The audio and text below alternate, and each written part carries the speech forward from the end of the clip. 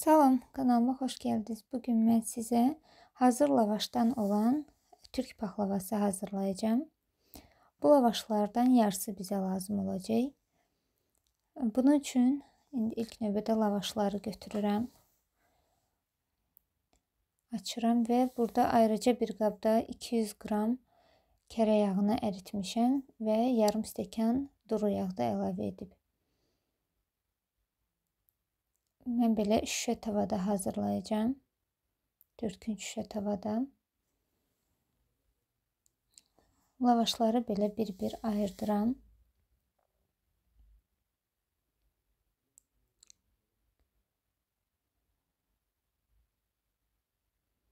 Baxın, belə bir lavaşı qoyuram və yağlayıram.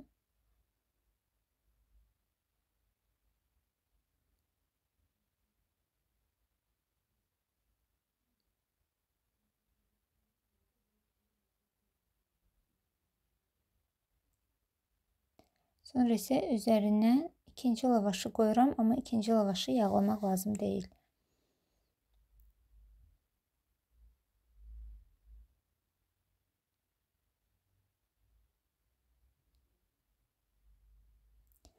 Və məndə çəkilmiş qozdur.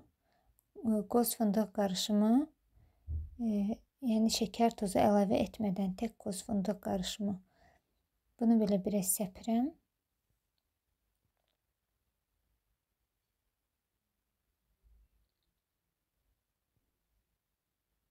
Və paxlava oxlovu ilə, belə nazik oxlovdur. Bu oxlovla çox bərk yox, biraz belə az boşluqda vururam.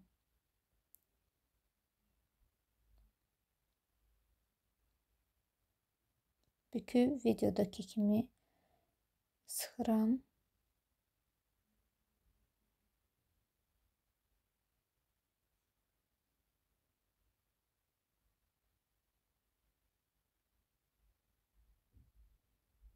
Və beləcə hazırlayıb düzürəm tavaya.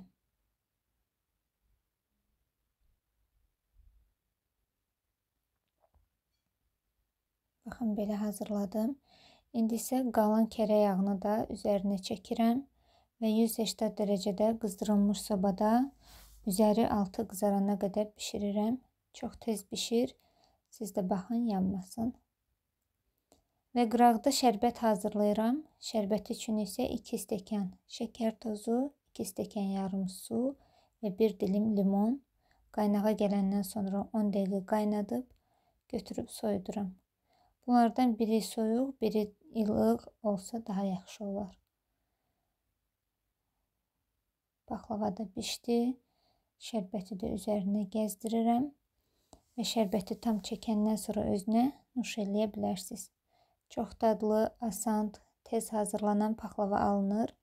Siz də hazırlayın. Nuş olsun sizə də. Kanalıma abunə olmağı, like qoymağı, komment yazmağı unutmayın. Çox sağ olun.